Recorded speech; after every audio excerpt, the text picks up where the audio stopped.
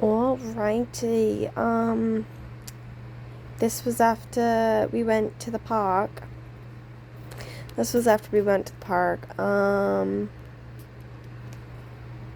Yeah.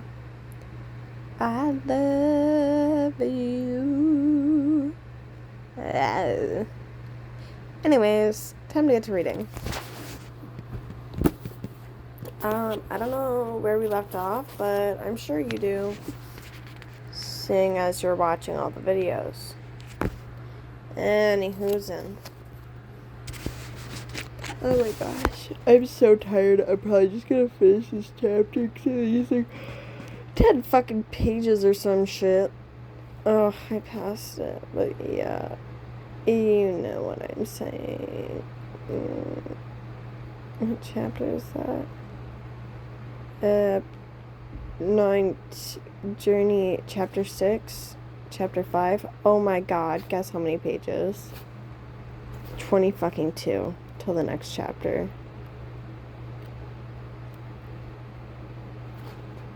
Okay, we're probably not gonna finish this tonight. Anyways.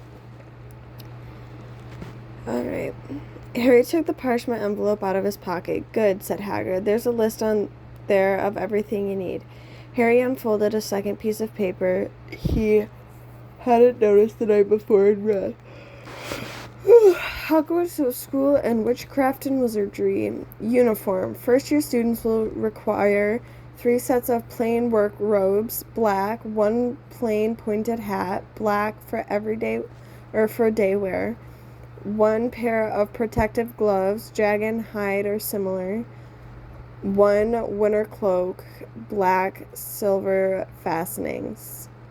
Please note that all pupils' clothes should carry name tags.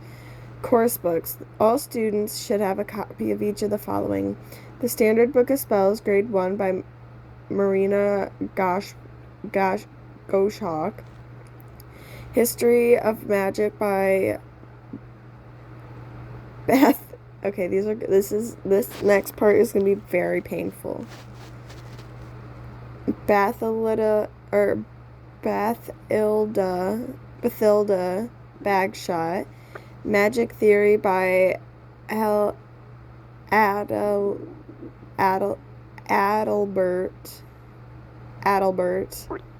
Waffling. A Beginner Guide to Transfiguration by Emmerich Switch. 1000 Magical Herbs and Fungi by Phillida Spore. Magical Draughts and Potions by Arsenigus Jigger. Fantastic Beasts and Where to Find Them, Newt Scamander. The Dark Forces, A Guide to Protection, Quentin Trimble. Other equipment: 1 wand, 1 cauldron, pewter standard size 2, 1 set glass or crystal phyllis, 1 telescope, 1 set brass scale. Students may also bring an owl or a cat or a toad. Parents are reminded that first years are not allowed their own broomsticks. Can we buy all this in London? Harry wondered aloud. Yeah, if you know where to go, Hagrid said. Harry had never been to London before, although Hagrid seemed to know where he was going. He was obviously not used to getting there in an ordinary way. He got stuck in the ticket barrier on the Underground and complained loudly that the seats were too small and the trains too slow. I don't know how Muggles manage without magic, he said as they climbed down the broken escalator that led to the bustling road lined with shops. Hagrid was so huge that he parted the crowd easily. All Harry had to do was keep close behind him. The past bookshops and music stores, hamburger restaurants and cinema, but nowhere that looked as if it could sell you a magic wand. This was just an ordinary street full of ordinary people. Could there really be piles of wizard gold buried miles beneath them? Were there Were there really shops that sold spell books and broomsticks? Might this all be some huge joke that the Dursleys had cooked up? If Harry hadn't known the Dursleys had no sense of humor, he might have thought so. Yet somehow, even though everything Hagrid had told him was so far was unbelievable, Harry couldn't help but trusting him. "This is it," said Hagrid, coming to a halt. "The Leaky Cauldron. It's a famous place." It was a tiny, grubby-looking pub. If Hagrid hadn't pointed it out, Harry wouldn't even have noticed it was here. The people hurrying by didn't glance at it. Their eyes slid from the big bookshop on one side to the record shop on the other, as if they couldn't see the Leaky Cauldron at all. In fact, Harry had the most peculiar feeling that only Hagrid could see it.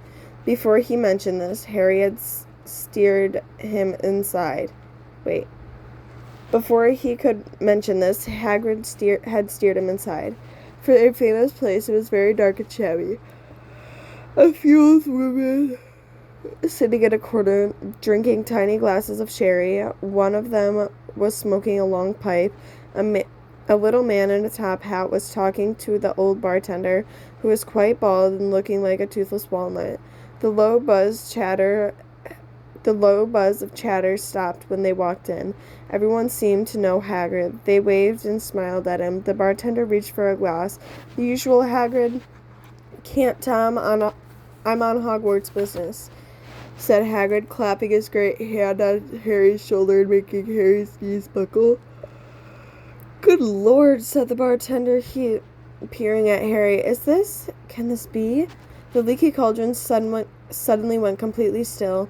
"Bless my soul," whispered the old bartender. "Harry Potter, what an honor." He hurried out from behind the bar, rushed towards Harry, and seized his hand, tears in his eyes. "Welcome back, Mr. Potter. Welcome back." Harry didn't know what to say. Everyone was looking at him. The old woman with the pipe, puffing on it without realizing it had gone out. Hagrid was beaming. Then there was a great scraping of chairs, and the next moment Harry found himself shaking hands with everybody in the Leaky Cauldron.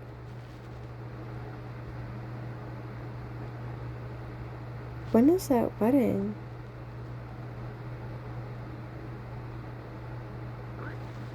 I know it's on a Friday, but I thought it was on the 26th, but it can't be the 26th because the 31st. But if it was the 16th, it would have been today, and I would have missed it. So is it next Friday?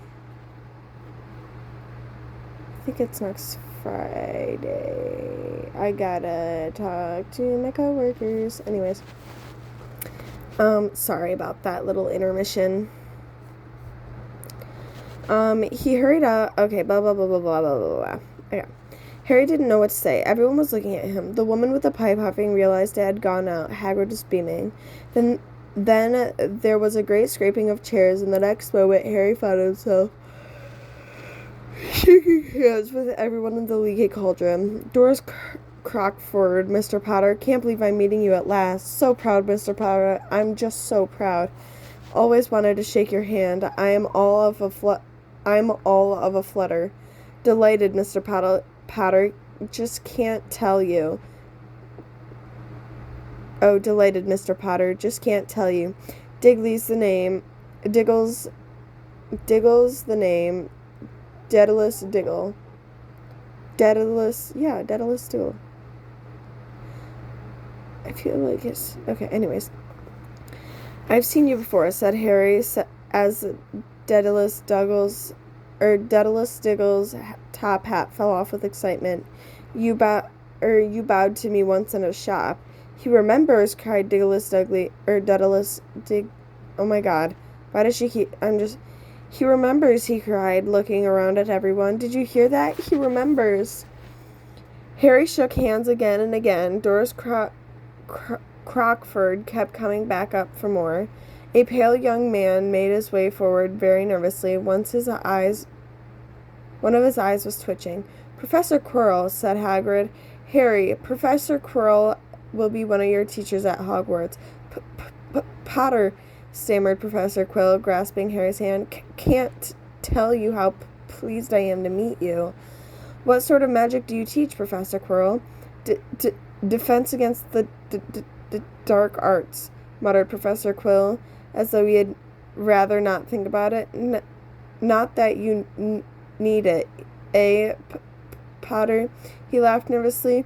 You'll be getting all your equipment, I suppose. I've got to pick up a new book on vampires myself. He looked terrified at the very thought. Other than the others wouldn't let Professor Quirrell keep Harry to himself. It took almost 10 minutes to get all of them away. At last, Hagrid managed to make himself heard over the babble. Let's get on. Lots to buy. Come on, Harry. Doris Crockford shook Harry's hand one last time, and Hagrid led them through the bar and out into a small walled courtyard where there was nothing but a trash can and a few weeds. Hagrid grinned at Harry. Told you, didn't I? Told you was famous. Even Professor Quirrell was trembling to meet you. Mind you, he usually trembling. Is he always that nervous? Oh yeah, poor bloke. Brilliant mind. He was fine while he was studying out of books, but then took a year off to get first-hand experience. They say he met vampires in the Black Forest, and there was a nasty bit of trouble with a hang. Never been the same since. Scared of the student, scared of his own subject. Now, where's my umbrella? Vampire hags? Harry's head was swimming. Hagrid, meanwhile, was counting bricks on the wall above the trash can. 3 up, 2 across, he muttered. Right, stand back, Harry. He tapped the wall 3 times with the point of his umbrella. The brick had touched the quiver. It wiggled. In the middle, a small hole appeared. It grew wider and wider. A second later, there was facing an arch, large enough even for Hagrid, large enough for even Hagrid. An archway onto a cobblestone street, twisted and turned out of sight. Welcome, Hagrid, said Hagrid to Diagon Alley. He grinned at Harry's amazement, then stepped through the archway. Harry looked quickly over his shoulder and saw the archway shrink instantly back into a solid wall. The sun stone bright, a stack of cauldrons outside the nearest shop. Cauldrons all sizes, copper, brass, pewter, silver, self-stirring, collapsible, set a sign hanging over them. Yeah, you'll be needing one, said Hagrid, but we gotta get your money first. Harry wished he had about 8 more eyes. He turned his head in every direction as they walked up the street, trying to look at everything at once. The shops, the things outside them, the people doing their shopping. A plump woman outside an apothecary was shaking her head as they passed, saying, Dragon liver, 16 sickles an ounce. They're mad. A low, soft hooting came from a dark sign with a sign saying, Aloops Owl Emporium. Tawny Screech, Barn Brown, and Snowy. Several boys about Harry's age had their noses pressed against a window with broomsticks in it. Look, Harry heard every one of them say. The Nimbus 2000, fastest ever. There were shops selling robes, shops selling telescopes, strange silver instruments Harry had never seen before, windows stacked with barrels of bat spleens and eel eyes. Trotting piles of spell books, quills, and rolls of parchment, potion bottles, globes of the moon, Gringotts, said Hagrid. They had reached a snowy white building that towered over the other little shops. Standing beside it, burnished bronze doors, wearing a uniform. Besides its burnished bronze doors, were a uniform of scarlet and gold. Yep, that's a goblin, said Hagrid quietly as they walked up the white stone step toward him. The goblin was about a head shorter than Harry. He was a swarthy, clever face, a pointed beard, and Harry noticed very long fingers and feet.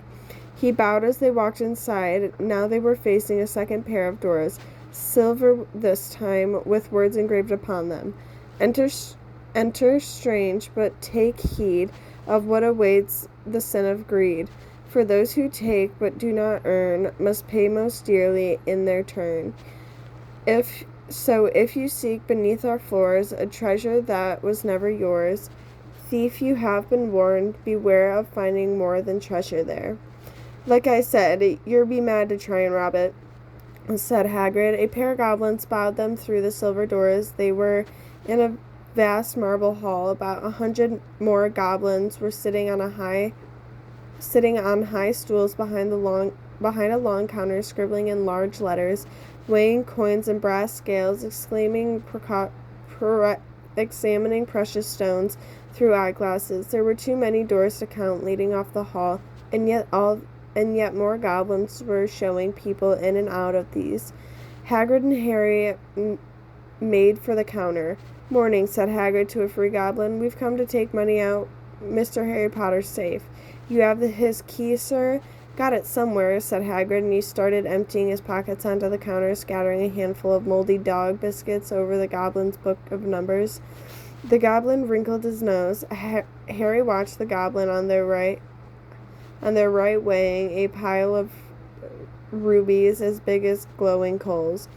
Got it, said Hagrid at last, holding a tiny golden key. The goblin looked at it closely. It seems to be in order. I've also got a letter here from Professor Dumbledore, said Hagrid importantly, throwing out his chest. It's about the you-know-what in Vault 713. The goblin read the letter carefully. Very well, he said, handing it back to Hagrid. I will have someone take you down to both vaults. Griphook. Oh, Griphook. Griphook was yet another goblin. Once Hagrid had crammed all the dog biscuits back inside his pocket, he and Harry followed Griphook towards the doors leading off the hall. What's the you-know-what in Vault 713? Harry asked. Can't tell you that, said Hagrid mysteriously. Very secret Hogwarts business. Dumbledore's trusted me more'n my job's worth to tell you that. Griphook held the door open for them. Harry, who had expected more marble, was surprised. They were a narrow stone passageway lit by flames and torches. It sloped creepily downward, and then there was a little railway track on the floor. Griphook whistled, and a small cart came hurling up the tracks towards them. They climbed in, Hagrid with some difficulty, and were off. At first, they just hurtled through a maze of twisting passages. Harry tried to remember left, right, left, middle, fork, right, left, but it was impossible. The rattling cart seemed to know its own way because Griphook wasn't steering. Harry's eyes, stung in the cold air, rushed past them, but he kept them open wide.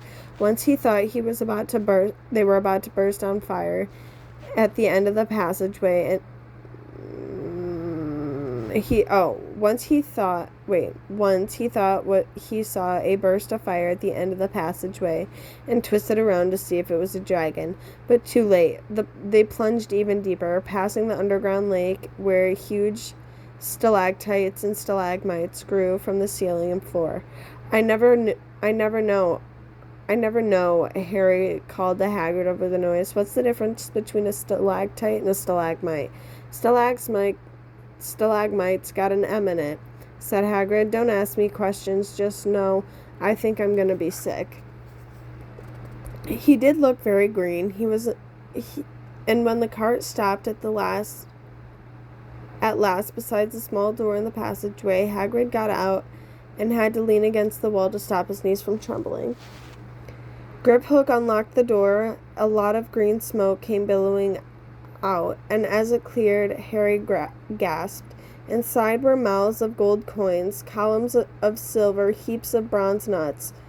Bronze nuts? That's funny. All yours, smiled Hagrid. All Harry's. It was incredible.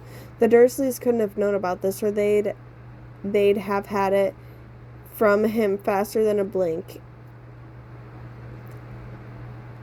How often had they complained about how much Harry cost them to keep, and all the time there had been a small fortune belonging to him buried deep under London. Hagrid helped Harry pile some into a bag. The gold ones are galleons, he explained. 17 silver sickles to a galleon, 29 nuts to a sickle. It's easy enough, right? That should be enough.